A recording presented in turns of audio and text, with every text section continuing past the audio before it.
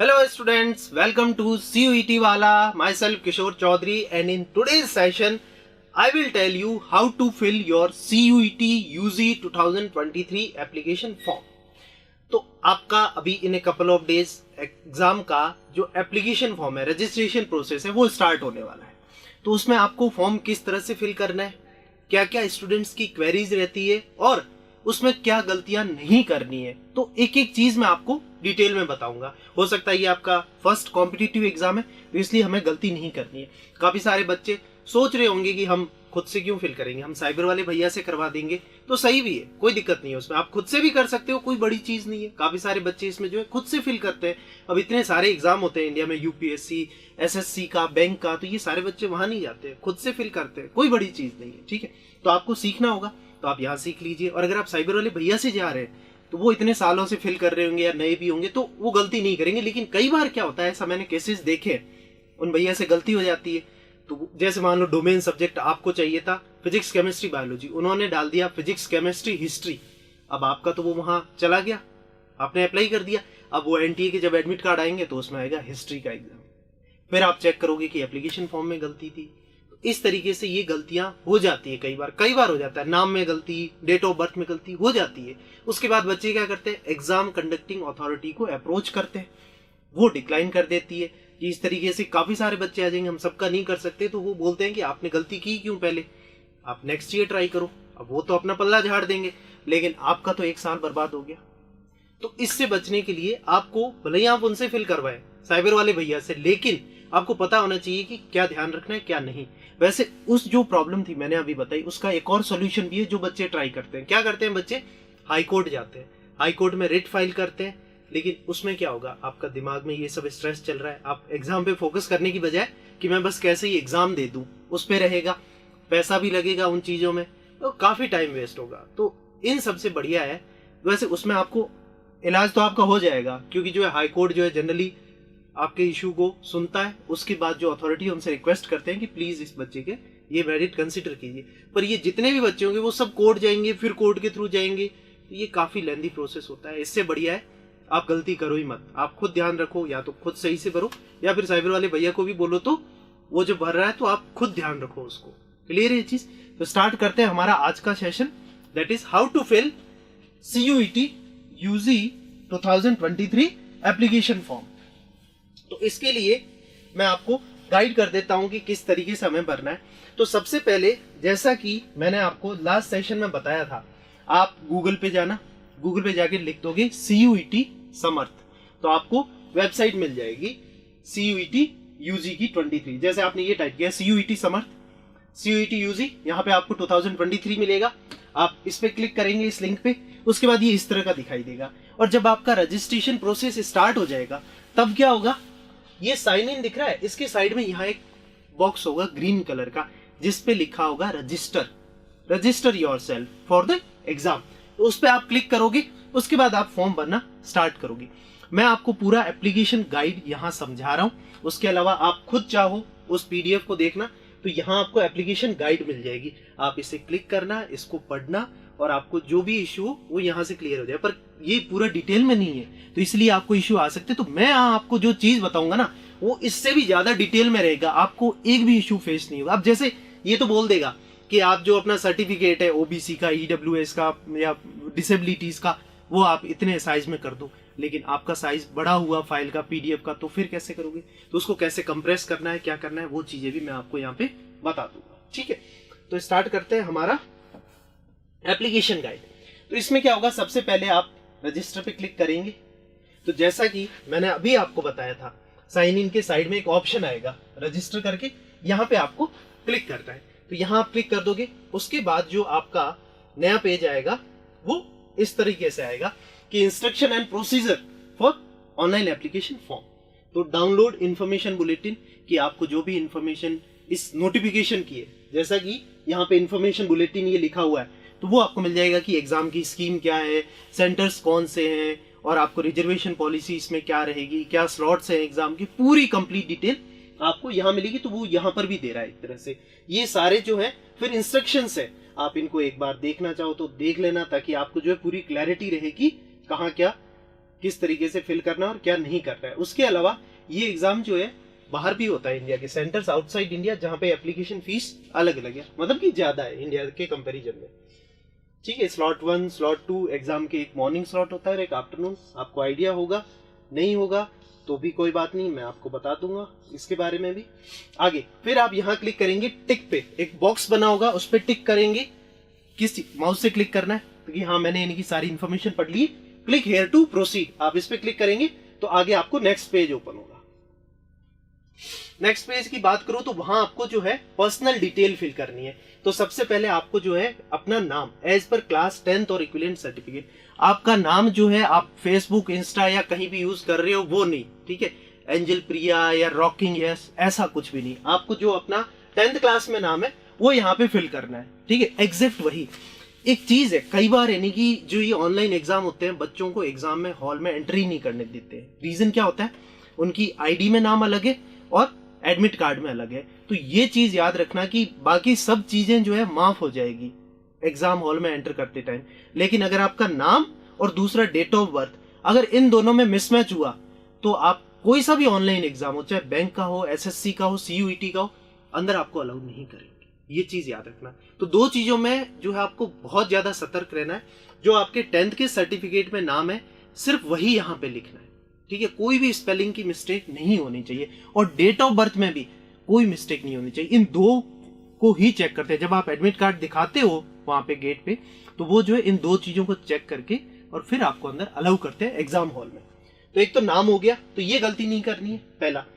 फिर father's name, आपके जो भी फादर का नाम है वो यहाँ आ जाएगा, मदर का नाम आ जाएगा, ठीक है, अगर कोई गार्जियन है तो उनका नाम यहाँ आएगा, वरना इसको आप ब्लैंक छोड़ सकते हैं।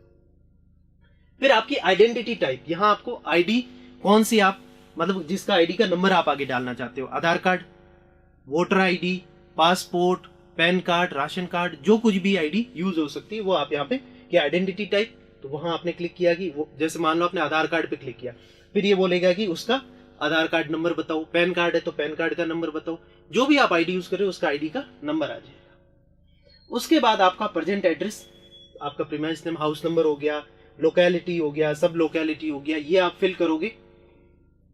उसके बाद आपका क्या होगा कि ये आपने पिन कोड वगैरह सब फिल कर दिया। उसके बाद मेन चीज आती है, आपको आपका पासवर्ड चूज करना होता है, ठीक है। तो पासवर्ड चूज करने के लिए मैं आपको जरूरी चीज बता देता हूं। उसमें आपको क्या करना है कि एक जो है कैपिटल लेटर होना चाहिए, एक क्या होना चाहिए, कैपिटल। जैसे मान लो कि, और हाँ दूसरी बात, पासवर्ड जो है अवॉइड करना कि आप अपने नाम पे रखो। उससे क्या होता है कि मान लो किसी ने हैक कर दिया, तो इस चीज की आपको ध्यान रखना होगा। जैसे मान लो कि मुझे नाम रखना है, ठीक है, कुछ भी, तो मैं यानी कि बोर्ड है तो बोर्ड रख देता हूं। तो आप क्या करो कि ये इस तरीके से पासवर्ड रखना अपना कि बोर्ड रख दिया, ठीक है। एक आपको जो है इनमें से कैपिटल रखना है, आप चाहे बी को रखो, ओ को, ए, आर, डी, किसी को भी एक कैपिटल कर दो, ठीक है। आप जो है मतलब मिनिमम जो है आपको 8 कैरेक्टर्स होने चाहिए। मिनिमम कितने, 8, और मैक्सिमम आप 13 कैरेक्टर्स ले सकते हो। तो एक तो ये हो गया, मान लो ये रख दिया। उसके अलावा एक आपको स्पेशल कैरेक्टर रखना है। स्पेशल कैरेक्टर्स क्या होते हैं, या तो आपने @ यूज कर दिया, या फिर आपने ये हैश यूज कर दिया, या ये इस तरीके से आपने कुछ भी यूज कर सकते हो जो आपको ठीक लगे। क्लियर है, ठीक है।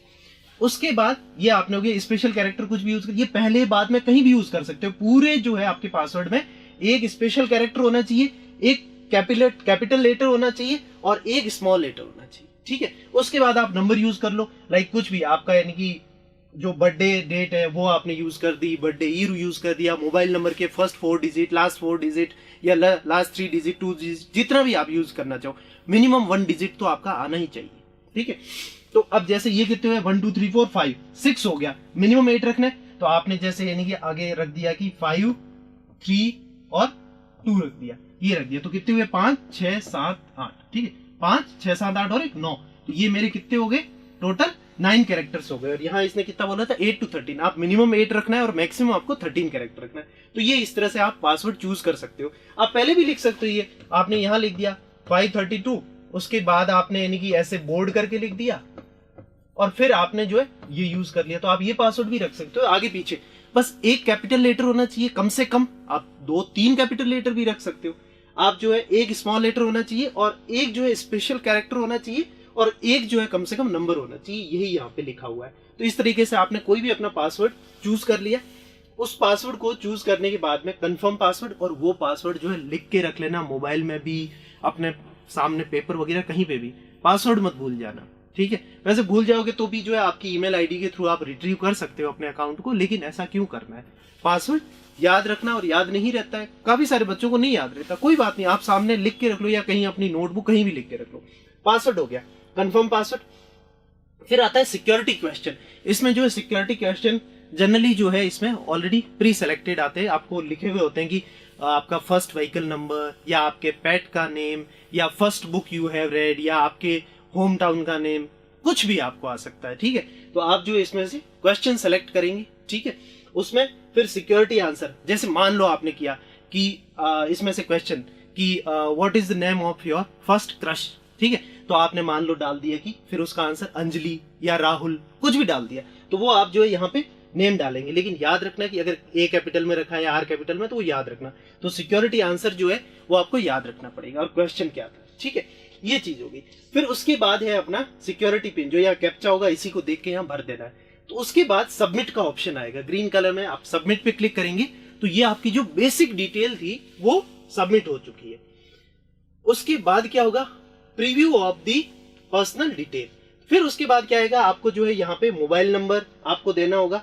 तो यहाँ पे क्या आएगा, फिर बाद में मोबाइल नंबर डालने के बाद में submit and send OTP to mobile, ठीक है। अब आपने मोबाइल नंबर भी डाल दिया, फिर आपका जो है ओटीपी आ जाएगा। ओटीपी आपका मोबाइल पे भी आ जाएगा, और बाद में आप जो ईमेल आईडी देंगे तो आपके ईमेल आईडी पे भी आ जाएगा। वेरिफिकेशन ऑफ ओटीपी, ठीक है, यहाँ पे देखो लिखा भी है registered mobile number and email ID जो है वहां आपका ओटीपी आ जाएगा। वो आप ओटीपी यहाँ फिल करोगे, सबमिट करोगे, तो आपको जो है एप्लीकेशन नंबर आपका आ जाएगा। कहाँ कहाँ आएगा, आपके मोबाइल पे भी आ जाएगा, आपकी मेल आईडी पे भी आ जाएगा। तो आपके पास एप्लीकेशन नंबर हुआ है, पासवर्ड आपने खुद ने अपना एक बनाया था वो हुआ है, तो आप जो है फिर उसके बाद क्या है, यहाँ से आपका लॉग आउट हो जाता है। उसके बाद क्या आएगा कि फिर आपको लॉग इन करना होगा। आप जैसे वहां रजिस्टर पे क्लिक करेंगे तो आपको जो ये आएगा, क्योंकि देखो यहाँ पे आपके न्यू रजिस्ट्रेशन के लिए तो यहाँ लिंक है ही, और यहाँ पर आपको जो है आपका एप्लीकेशन नंबर, ये देखो पूछ भी रहा है, एप्लीकेशन नंबर पासवर्ड ये आप डालोगे और कैप्चा डालोगे तो आपका लॉगिन हो जाएगा।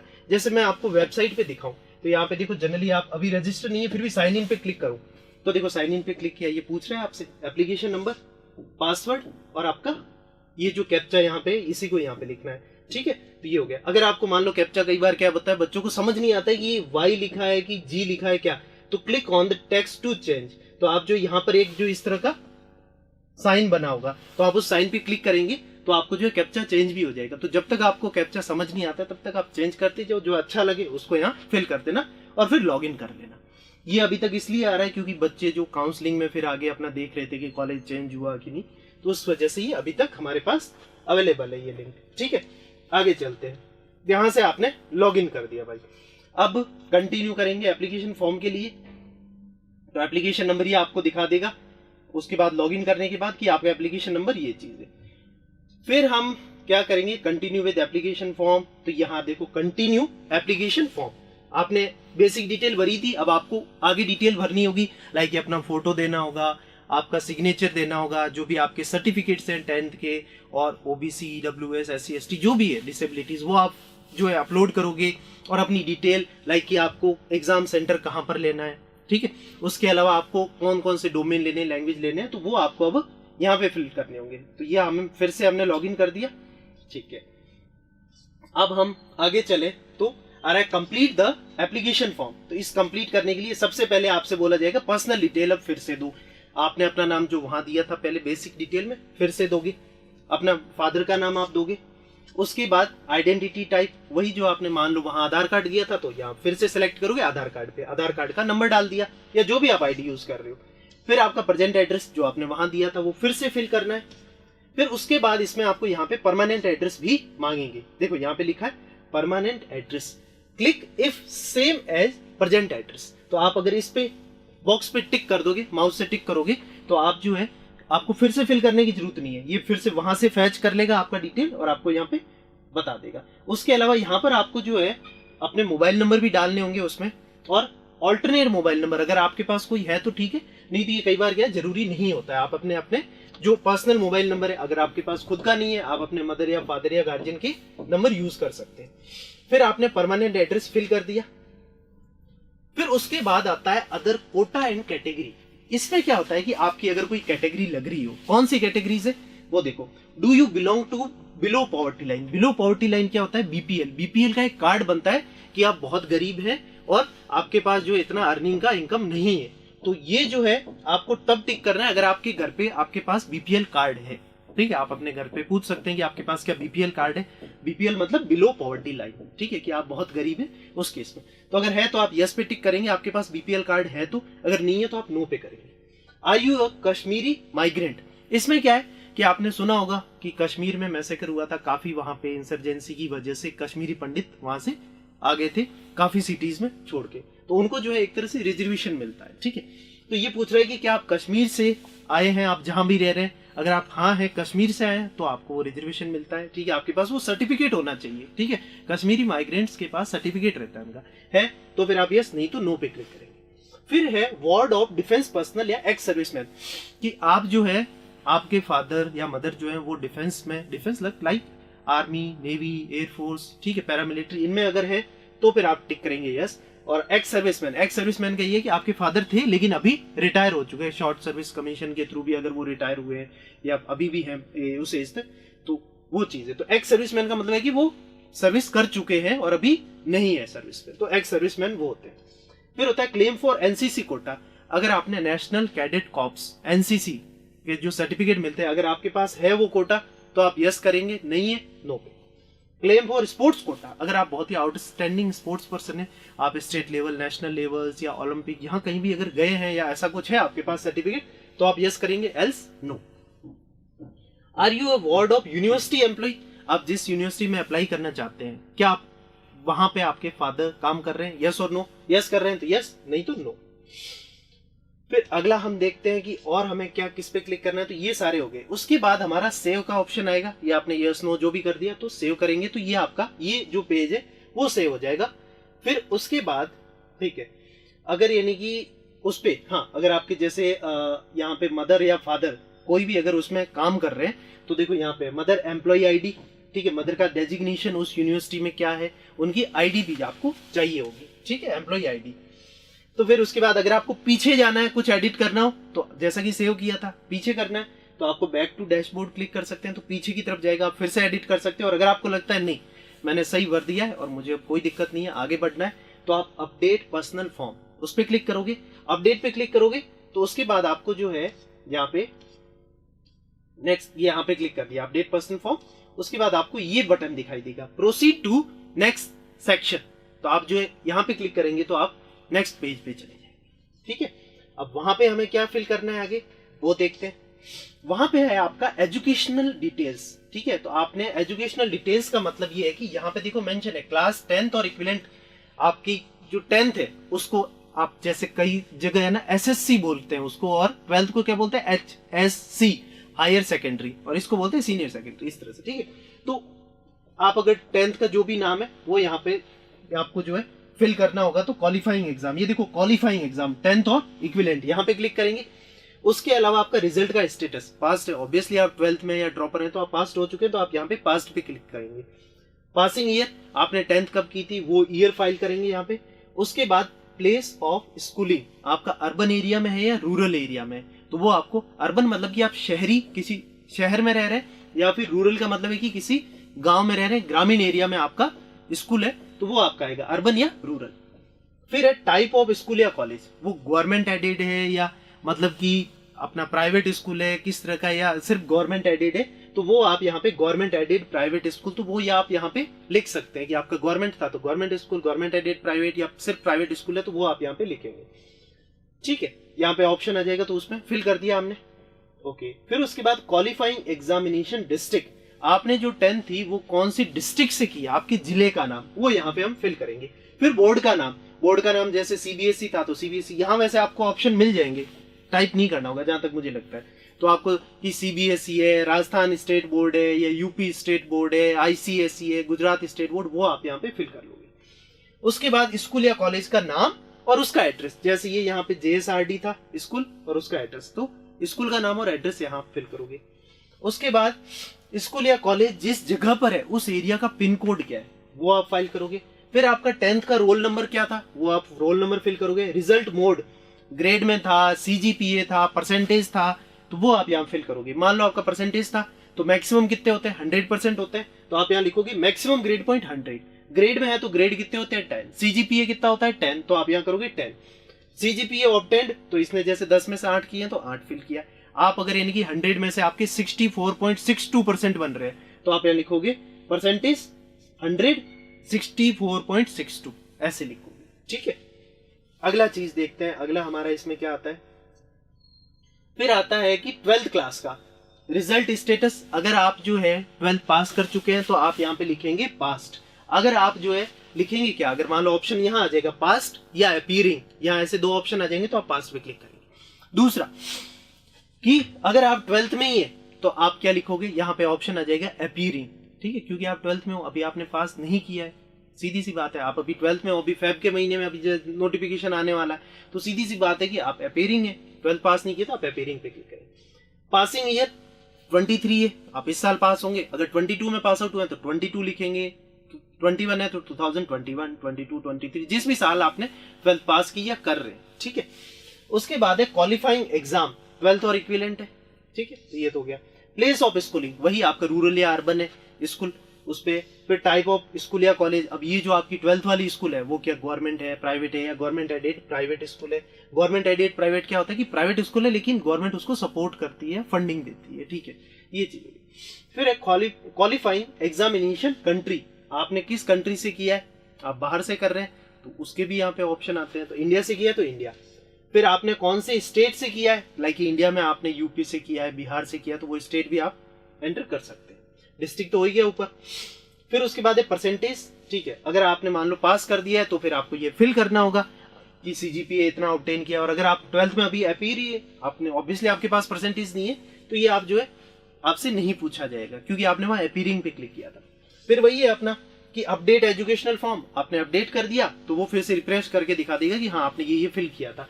फिर प्रोसीड टू नेक्स्ट सेक्शन पे क्लिक करेंगे तो आप नेक्स्ट अगली डिटेल पे, अगले पेज पे चले जाएंगे।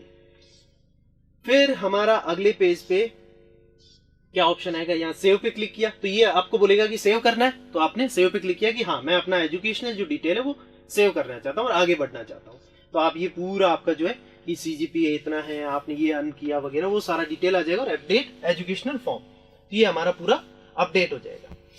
उसके बाद आगे चलेंगे तो हमारा और क्या चीज आ रही है, हाँ एप्लीकेशन फॉर्म यूनिवर्सिटी या प्रोग्राम सिलेक्शन सेक्शन, जो कि मोस्ट इंपॉर्टेंट है। यहाँ आपको क्या होगा कि एक साइड जो है यूनिवर्सिटी पे क्लिक करेंगे तो यहाँ यूनिवर्सिटीज के नाम आ जाएंगे जो भी इसमें पार्टिसिपेटिंग है। लाइक 91 यूनिवर्सिटीज है तो 91 यूनिवर्सिटीज के नाम आ जाएंगे। अगर 100 यूनिवर्सिटी है इस साल तो 100 यूनिवर्सिटी के नाम आ जाएंगे। फिर उसके बाद यहाँ पर एक बॉक्स बना होगा जिसमें लिखा होगा प्रोग्राम या कोर्स। तो जैसे मान लो आपने इधर क्लिक किया दिल्ली यूनिवर्सिटी और यहाँ पे आपने किया कि BSc ऑनर्स या जिसमें भी है BA ऑनर्स, जो भी आप करना चाहो तो वो आप उस पर क्लिक करेंगे। ठीक है, BA LLB है, जो भी कोर्स होगा वो क्लिक किया तो उसके बाद यहाँ पर ऐड का ऑप्शन आएगा। जैसे मैं आपको आगे दिखाई देता हूँ वो ज्यादा बेटर रहेगा। ठीक है, ये इस तरीके से आएगा। लिखा है यहाँ पे सेलेक्ट यूनिवर्सिटी नेम, आप यहाँ से सेलेक्ट करोगे कि university of Delhi, Hyderabad, JNU, BHU, AU, AMU, Jamia Millia Islamia आपने सेलेक्ट कर ली। उसके बाद सेलेक्ट प्रोग्राम नेम, यहाँ फिर उस यूनिवर्सिटी को सेलेक्ट करने के बाद सिर्फ उसी यूनिवर्सिटी के सारे प्रोग्राम दिखा देगा, आपको जो चाहिए वो आपने ले लिया।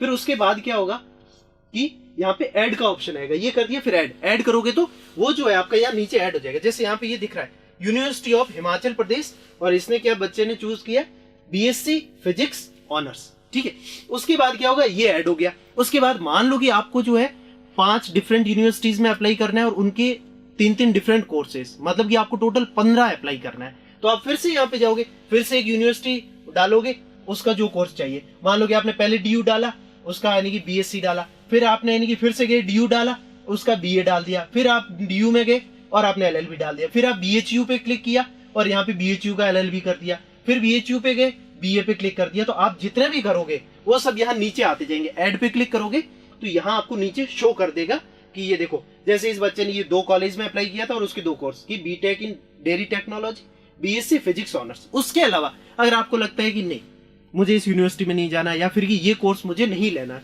तो आप क्या करोगे, रिमूव का ऑप्शन होगा, आप उस पर क्लिक करोगे, वो हट जाएगा और बाकी ऑप्शन आपके रह जाएंगे। तो आप पर्टिकुलर किसी यूनिवर्सिटी या उसके प्रोग्राम को डिलीट करना चाहते हो, उस लाइन को, तो रिमूव का भी ऑप्शन है। ठीक है, ये चीज होगी। इसके बाद में आपको लगता है कि ये सब सही है, तो आप जो यूनिवर्सिटी प्रोग्राम सिलेक्शन प्रीव्यू, तो आप इस पे क्लिक करोगे तो ये आपको जो है पूरा डिटेल दिखा देगा कि आपने इस तरीके से ये कोर्सेज फिल किया है। तो ये आगे ये पेज आ जाएगा, यहाँ यूनिवर्सिटी का नाम, यहाँ उन प्रोग्राम का नाम आ जाएगा। इधर सारी यूनिवर्सिटीज का नाम रहेगा, उधर सारे उनके प्रोग्राम का नाम रहेगा यूनिवर्सिटी के सामने। ठीक है, लाइक DULLB, DUBA, DUBSC, फिर BHULLB, BHUBA, इस तरीके से आपको पूरा नाम आ जाएगा। आप जिस तरीके से भी उसको फिल करेंगे। उसके बाद अपडेट जो प्रोग्राम फॉर्म है, तो इस पे अपडेट पे क्लिक करोगे तो ये पूरा अपडेट कर देगा कि हाँ आपकी तरफ से फाइल हो चुका है। तो फाइल हो गया। उसके बाद प्रोसीड टू नेक्स्ट सेक्शन, इस पे क्लिक करोगे तो नेक्स्ट पेज आ जाएगा और ये आपका अपडेट हो चुका है, कि मतलब सबमिट हो चुका है एक तरह से इस पेज को। फिर है टेस्ट पेपर या सब्जेक्ट सिलेक्शन, जो कि बहुत इंपॉर्टेंट है। ठीक है, इसमें क्या होगा, आपको पेपर सेलेक्ट करने की सेक्शन 1A कौन सी लैंग्वेज चूज कर रहे हो, आप उस पर क्लिक करोगे तो सामने आपको जो लैंग्वेजेस दिख जाएंगी सारी। सेक्शन 1B से जनरल टेस्ट के लिए क्या आएगा, यस और नो आएगा। जनरल टेस्ट के लिए कि आप जनरल टेस्ट देना चाहते हो तो यस, अगर नो तो फिर नो पे क्लिक करेंगे। इसी तरह से डोमेन वाला होगा, तो डोमेन वाले में आपको जो डोमेन लेना है आप उन पे क्लिक करते जाओगे और उनको ऐड करते जाओगे। तो इसमें ये क्या करता है कि आपको जो है स्लॉट वाइज यानी कि ऑप्शन देता है कि स्लॉट 1 में आपको कौन सी लैंग्वेज लेनी है और कौन से डोमेन सब्जेक्ट लेने हैं और जनरल टेस्ट लेना है या नहीं। क्योंकि जनरल टेस्ट जो है स्लॉट 1 या मॉर्निंग वाले पेपर में, स्लॉट 2 आफ्टरनून वाले, उसमें आपको कौन सी लैंग्वेज लेनी है, कौन सा डोमेन लेना है, वो भी आप चूज कर सकते हो। किस तरीके से होता है वो मैं आपको आगे दिखाता हूं। देखो यहाँ पे select test paper subject selection for the first slot बोला गया, फर्स्ट स्लॉट। अब फर्स्ट स्लॉट में आप लैंग्वेज कौन सी ले रहे हो सेक्शन 1A से, वो यहाँ आपको क्लिक करोगे सारी लैंग्वेज आ जाएगी, आप जिस पे क्लिक करोगे वो ऐड हो जाएगी। डोमेन स्पेसिफिक सब्जेक्ट 1 मैक्सिमम हम कितने ले सकते हैं, 6, ये मैंने आपको बताया था। अगर आप 6 डोमेन ले रहे हो तो आप उस केस में 2 ही लैंग्वेज ले सकते हो और एक general test paper, total 9, maximum 9 ले सकते हैं। अगर आप 5 डोमेन सब्जेक्ट लेते हो तो आप 3 लैंग्वेज ले सकते हो और एक जनरल टेस्ट, तो टोटल 9। दोनों केस में आप 9 जो है मैक्सिमम पेपर दे सकते हो। ठीक है, तो यहाँ पे डोमेन स्पेसिफिक सब्जेक्ट 1 क्लिक करोगे तो आपके पास डोमेन आ जाएंगे सारे, आप उन पे क्लिक कर दिया। फिर 27 डोमेन है ना, तो वो आप ले लोगे। और लैंग्वेज जो है सेक्शन 1A में लाइक 13 है और फिर उसमें 1B में कितनी है, आई गेस अराउंड 20 है ना। तो आप उनमें से जो है फिर अपने अकॉर्डिंग चूज कर सकते हो। फिर डोमेन स्पेस सब्जेक्ट 2, आप सब्जेक्ट 2 भी अपना जो सेकंड सब्जेक्ट कौन सा लेना चाहते हो, लाइक आपने यहाँ फिजिक्स ले लिया या केमिस्ट्री ले लिया। फिर आपसे पूछेंगे कि do you want to apply for general test, yes या नो, तो आप उस पे यस पे क्लिक कर दोगे तो यस आ जाएगा, नो पे करोगे तो नो आ जाएगा। That is section 3। इसी तरीके से जैसे ये फर्स्ट स्लॉट का ही दिखा रहा है, आपने यहाँ से इंग्लिश सेलेक्ट किया तो इंग्लिश आ गया। फिर आप जो है डोमेन किया 1, 2, फिर जनरल टेस्ट ये आ गया। इसी तरीके से आप जो है स्लॉट 2 के लिए भी, जो आफ्टरनून वाला है उसके लिए भी चूज कर सकते हैं। ये आ गया। तो ये सब आपने फिल कर दिया। उसके बाद आएगा कि आप इसको सेव करना चाहते हैं तो सेव पे क्लिक करेंगे तो आपका ये जो आपने अभी फिल किया था सब्जेक्ट वगैरह, तो वो आपका सेव हो गया।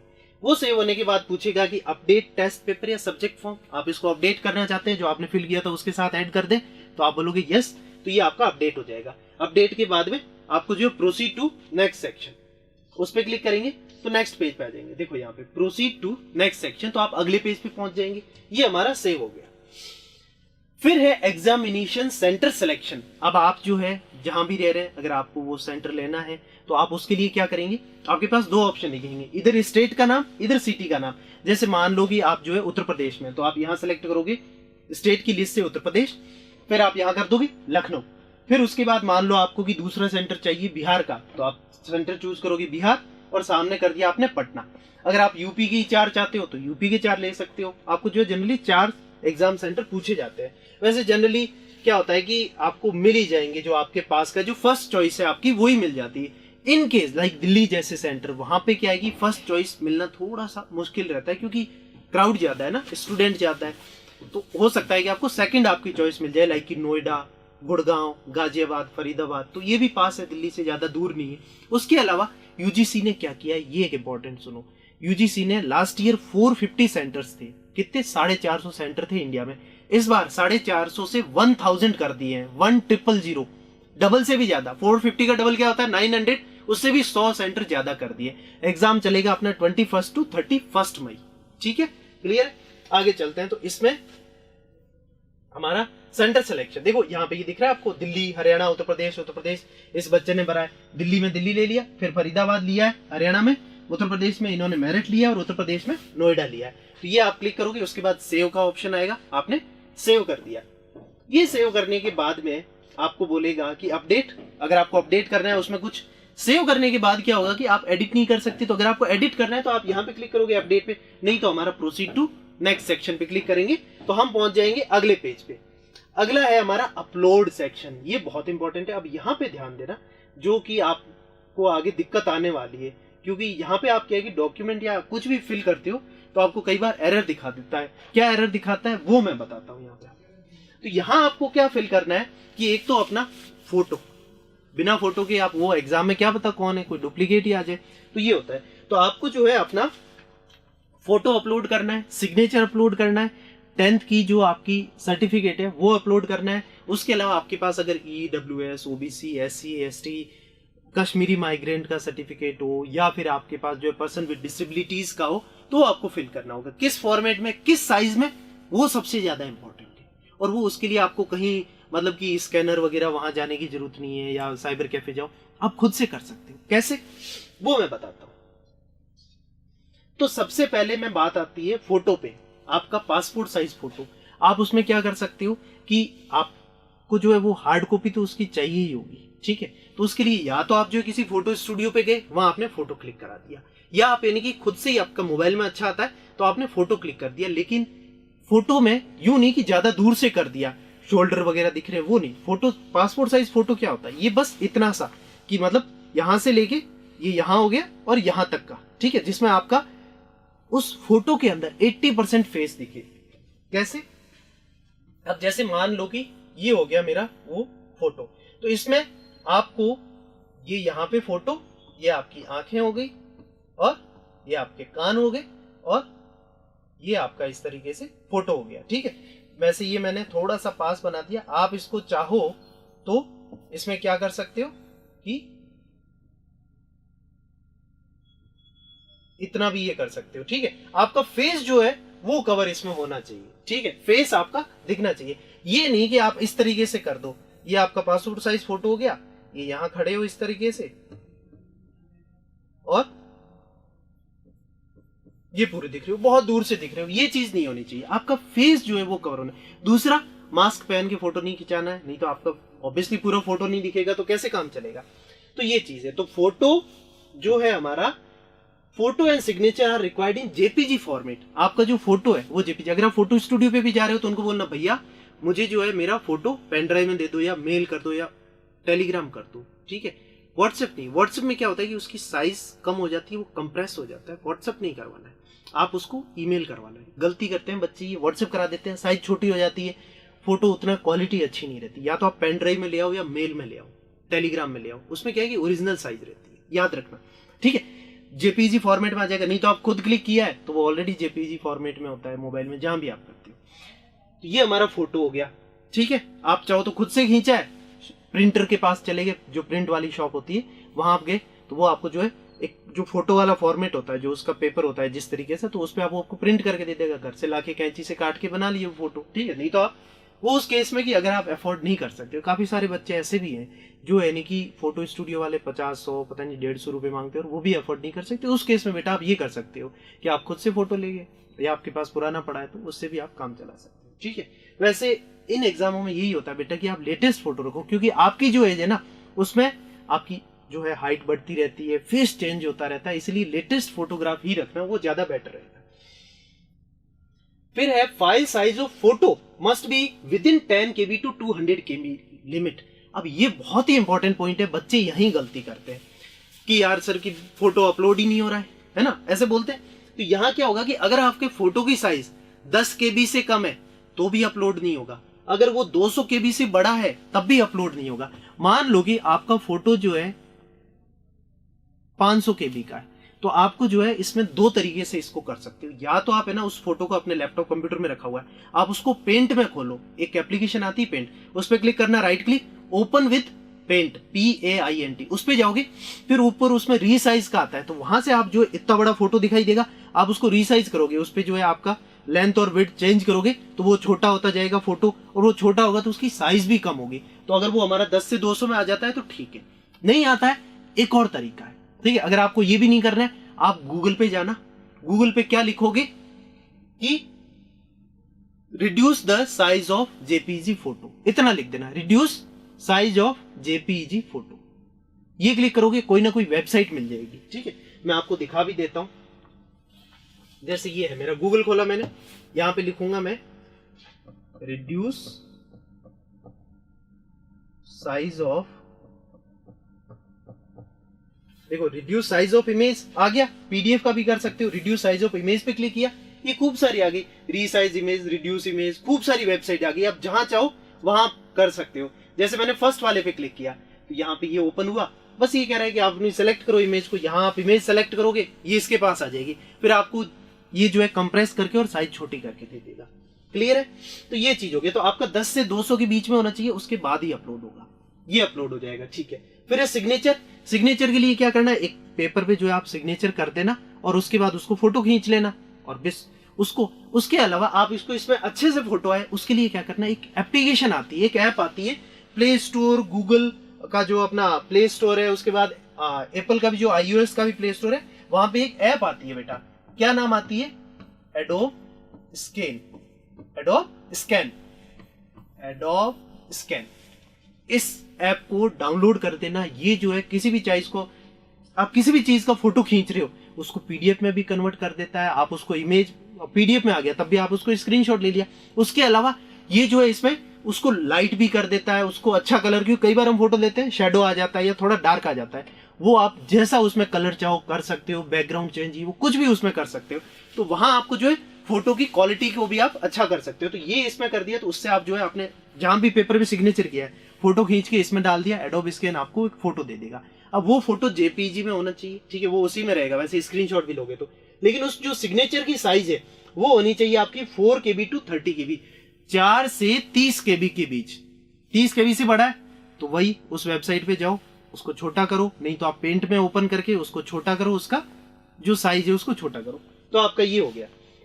उसके बाद जो आपके डॉक्यूमेंट्स है, सर्टिफिकेट है, मार्कशीट है, ये सब आपके PDF फॉर्मेट में होने चाहिए, ठीक है। तो आपके पास अगर कुछ भी, मान लो कि अपने सर्टिफिकेट की फोटो पड़े, आप गए एडोब स्कैन पे, उनको खींचा, वो अपने आप जो है क्रॉप कर लेता है, क्वालिटी अच्छी कर देता है, सब काम कर लेता है, वो खुद भी फोटो भी क्लिक कर देता है, आपने वहां रखा और जो है वो 3-4 सेकंड बाद खुद से फोटो क्लिक कर देता है, फिर आप उसको क्रॉप भी कर सकते हैं अपने अकॉर्डिंग, तो वो जो है आपका PDF फॉर्मेट में आ जाएगा। अब अगर वो PDF क्या साइज का होना चाहिए, 50 से 300 KB, 50 to 300 KB, अगर इससे बड़ा है तो आप क्या करोगे, वही अभी गूगल पे मैं जब लिख रहा था रिड्यूस साइज ऑफ इमेज, उसके ऊपर आ रहा था रिड्यूस साइज ऑफ PDF, तो अगर आपका 1 MB का है, मान लो 1.5 MB का है, वहां पे जाओगे तो वहां अपलोड करोगे PDF को, तो वो क्या करेगा, जैसे मैं आपको दिखाई देता हूं बेटा, 1 मिनट लगेगा,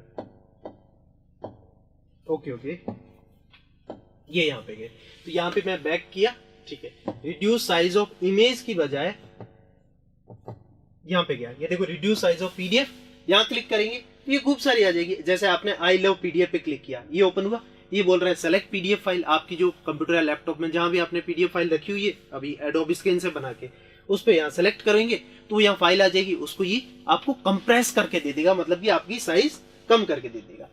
तो हमारे पास ये सारे डॉक्यूमेंट आ गए। उसके बाद सेलेक्ट फाइल पे क्लिक करोगे तो आपने जहां भी वो उस फिक्स साइज के अंदर हमारा कर रखा है उसको सेलेक्ट करोगे तो ये आपका फोटोग्राफ हो गया। फिर उसके बाद कैंडिडेट का सिग्नेचर जो भी था वो आप सेलेक्ट करके अपलोड कर दोगे। फिर आपका 10th का सर्टिफिकेट PDF फॉर्मेट में सेलेक्ट करके अपलोड करोगे। उसके अलावा कश्मीरी माइग्रेंट सर्टिफिकेट वो भी सेलेक्ट करके अपलोड करोगे। उसके बाद आपका पर्सन विद डिसेबिलिटी अगर आपके पास है, मतलब इस तरह के अगर सर्टिफिकेट हैं तो ठीक है, नहीं तो कोई बात नहीं, लेकिन 10th वाला जरूरी है। ये जो Kashmiri migrant, disability, OBC, EWS, SC ST ये सर्टिफिकेट अगर आप एलिजिबल हो और आपके पास है तो ठीक है।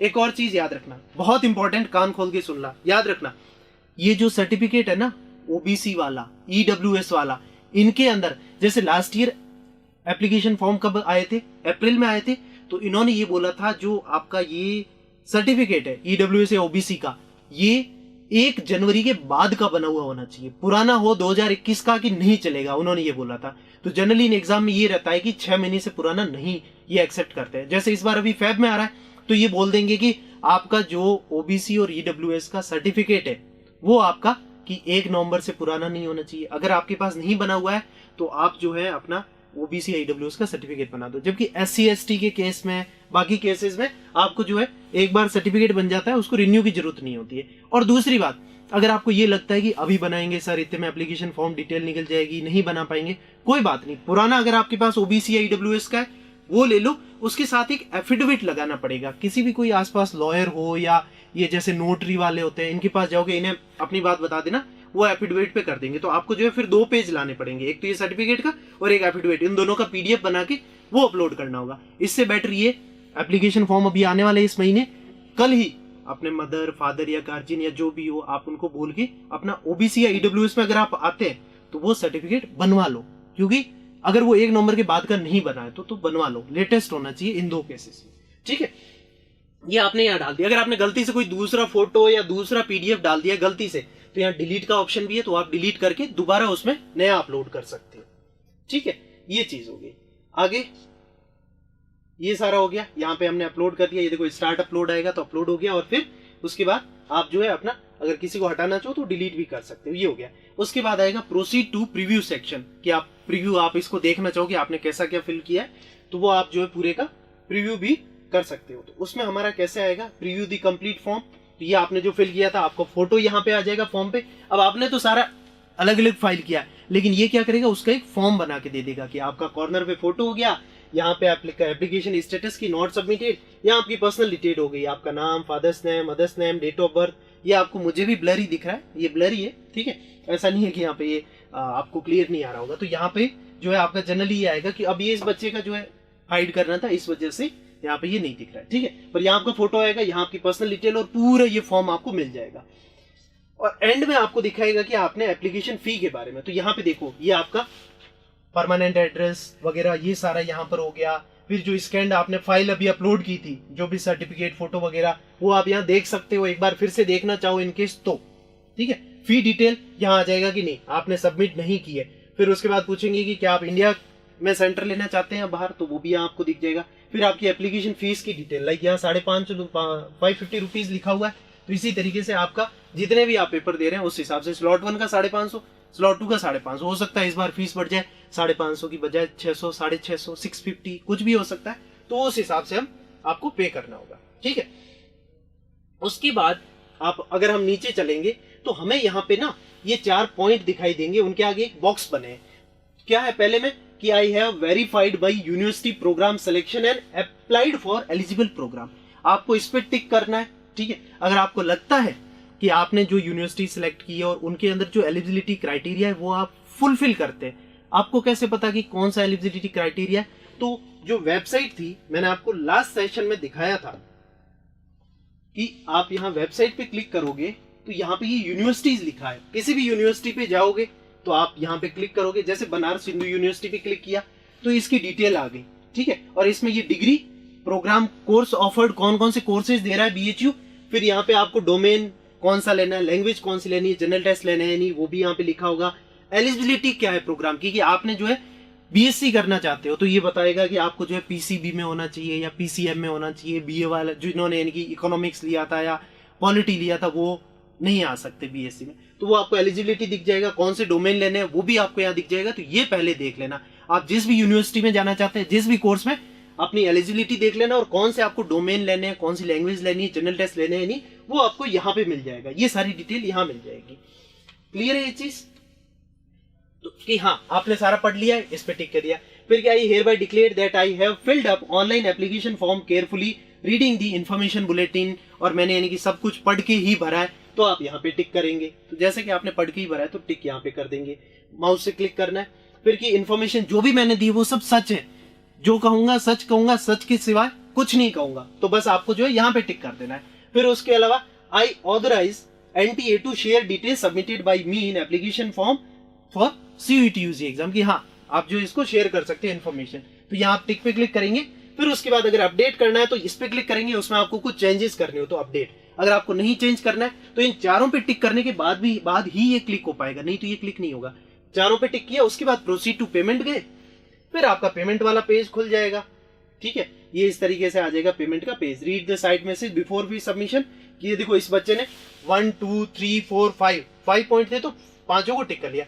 My question paper medium is correct which is English. अगर आपका हिंदी है, आप हिंदी में एग्जाम देना चाहते हैं तो आपको जो है यहाँ पे लैंग्वेज चूज करके आपने हिंदी करेंगे या इंग्लिश करेंगे। अगर आपका हिंदी है तो आप जो है यहाँ पे इस पे क्लिक करने की बजाय यहाँ पे क्लिक करके इसको चेंज करेंगे अपनी लैंग्वेज, हिंदी, मराठी, गुजराती, आप जिस भी लैंग्वेज में देना चाहते हैं। ठीक है, फिर ओके करेंगे, फिर फाइनल सबमिट। एक बार फाइनल सबमिट कर दिया तो दोबारा एडिट नहीं होता, ये याद रखना। फिर आपने पूरा कर दिया, final submit application and proceed to payment, फिर आप जो है पेमेंट की तरफ जा सकते हैं। फिर ये हमारा इस तरह से पेमेंट का पेज आएगा। उसमें क्या होगा कि आपको ईमेल आईडी देनी होगी, अपनी ईमेल आईडी पे आपका जो है आ जाएगा कि हाँ आपने पेमेंट कर दिया है। तो ईमेल आईडी दोगे, फिर कंफर्म करोगे, फिर से ईमेल आईडी, फिर ये कैप्चा है वो फिल करोगे। उसके बाद जो है आपका वो मतलब यहाँ पे जो है आगे का पेमेंट डिटेल तो आप खुद ही कर सकते हो। तो इस वजह से इन्होंने इतना डिटेल में दिखाया नहीं है और आपको ये बोल दिया है कि हाँ ये आपका कैंडिडेट का नेम है, डेमो जैसे मान लो जो भी नाम होगा, आपका जेंडर, कैटेगरी, ये वो, और आपका जो है फी फॉर स्लॉट 1 कि आपका 550 हो गया, फी फॉर स्लॉट 2 550, इस साल ज्यादा हो सकता है, वो हो गया। और टोटल अमाउंट लाइक ये 1100 है, 1200 जितना भी अमाउंट रहेगा वो आपको पे करना होगा। तो वो आप जो है यहाँ पे ऑप्शन रहेंगे कि स्टेट बैंक ऑफ इंडिया या कैनरा बैंक या आईसीआईसीआई बैंक, आप ऑफलाइन भी जाके चालान जमा करा सकते हो, लेकिन वो आपको प्रिंट करना होगा। नहीं तो आप इनकी वेबसाइट पे जाके मतलब यहाँ पे क्लिक करोगे ना तो इंटरनेट बैंकिंग के थ्रू भी कर सकते हो। और एंड में पेटीएम, आप पेटीएम पे क्लिक करोगे तो आपको जो है वो फिर आपका यूपीआई आईडी पूछेगा। ठीक है, तो आप यूपीआई आईडी डाला, फिर आपके पेटीएम ओपन करोगे तो वहां आपको पेमेंट का ऑप्शन आ जाएगा कि आपने यहाँ पे अप्लाई किया था, तो वो डायरेक्ट ओपन करते ही आ जाता है। ठीक है, तो वो आप यानी कि पेमेंट करोगे यूपीआई से, तो यहाँ पेमेंट करते ही यहाँ पे ये अपने आप रीलोड हो जाएगा कि हाँ आपने पेमेंट कर दिया है। और आपका जो है फिर नेक्स्ट पेज आ जाएगा कि प्रिंट कंफर्मेशन पेज। तो यहाँ से आप प्रिंट करोगे कंफर्मेशन पेज कि हाँ आपने जो है ये पूरा फॉर्म सबमिट कर दिया। और ये फॉर्म को जो है डाउनलोड करके अपने पास रख लेना, फोन में भी रख लेना, लैपटॉप, कंप्यूटर, जहां भी रखना चाहो सेव करके रख लेना, क्योंकि ये बहुत आगे काम आता है। कई बार जो यूनिवर्सिटीज आपका एप्लीकेशन फॉर्म भी मांगती है कि आपने जो अप्लाई किया था वो फॉर्म, तो इसीलिए डाउनलोड कर ले कंफर्मेशन पेज। और वो किस तरह का दिखाई देगा, इस तरह का दिखाई देगा। एक बारकोड होगा, आपका एप्लीकेशन नंबर होगा, फिर आपका यहाँ पे नाम, फादर्स नेम, मदर्स नेम, ठीक है, सारा सब कुछ डिटेल यहाँ आ जाएगा कि आपका 10th 12th कहाँ से क्या किया था, कश्मीरी माइग्रेंट हो या नहीं, स्पोर्ट्स कोटा, एनसीसी कोटा, सारा आपका कि आपने जो है सेक्शन 1A में क्या लिया है, डोमेन में क्या लिया है, वो सारा यहाँ पे आएगा। फिर आपके एग्जामिनेशन सेंटर दिखा देगा, आपका प्रेजेंट एंड परमानेंट एड्रेस दिखा देगा, यहाँ पे फोटो, वहाँ सिग्नेचर, यहाँ आपने कि ये इतने अमाउंट पे किया है उसका डिटेल भी यहाँ पे आपको ये फॉर्म में दिखा देगा। ठीक है, तो ये सारी चीज हो गई। और उसके बाद जो कि आपने जो भी अप्लाई किया है कि यहाँ पे इस यूनिवर्सिटी में किया है इस कोर्स के लिए, इस यूनिवर्सिटी इस कोर्स, इस यूनिवर्सिटी में इस कोर्स, इस यूनिवर्सिटी में इस कोर्स, तो ये सारा आपका यहाँ पर आ जाएगा। ठीक है, जैसे इसने क्या किया, सेंट्रल यूनिवर्सिटी ऑफ गुजरात में 1 कोर्स, 2 कोर्स, 3 कोर्स, 4 कोर्स, तो ये सारे एक साथ ही यहाँ दिखाई दे देगा। ठीक है, सो ये सारा था हमारा कि किस तरीके से एप्लीकेशन फॉर्म को फिल करना है और क्या गलती हमें नहीं करनी है। So that's it. I hope कि मैंने आपको एक एक चीज क्लियर कर दी है कि क्या गलती नहीं करनी है और बच्चे क्या गलती करते हैं। अगर आप साइबर कैफे भी जाके फिल करवाते हैं तो आपको ध्यान रखना है कि साइबर वाले भैया गलती नहीं कर रहे हैं, क्योंकि अगर वो गलती करेंगे तो भुगतना तो आपको ही पड़ेगा, उसे नहीं भुगतना पड़ेगा। तो ये चीज ध्यान रखना है, या तो खुद से भरें तब भी ये चीज है। उसके अलावा आपको कोई भी डाउट हो, मैं हूं आपके साथ, CUET वाला आपके साथ है। और आप कोई भी अपने डाउट हो आप वीडियो के बाद में कमेंट बॉक्स में पोस्ट कर देना। उसके बाद जब एप्लीकेशन फॉर्म आएंगे तब भी मैं आपको लाइव सेशन के थ्रू दिखा दूंगा कि किस तरीके से आपको एप्लीकेशन फॉर्म में क्या गलती नहीं करनी है। आपके डाउट होंगे वो भी मैं लाइव क्लास में ले लूंगा, आपको बता दूंगा। आपको कोई भी प्रॉब्लम फेस करते हो उसके लिए आपको अगर साइबर कैफे नहीं जाना है या आपके पास नहीं है, आप गाँव में रहते हैं, जो कोई भी इशू है, जहां भी जो भी इशू, कोई दिक्कत नहीं, आप खुद से फिल कर रहे हो, मैं आपको असिस्ट कर दूंगा कि किस तरीके से आपको फॉर्म फिल करना है। बाकी आपके कोई भी डाउट है आप कमेंट बॉक्स में बताओ और अपनी पढ़ाई कंटिन्यू करते रहो। And all the best for your exam.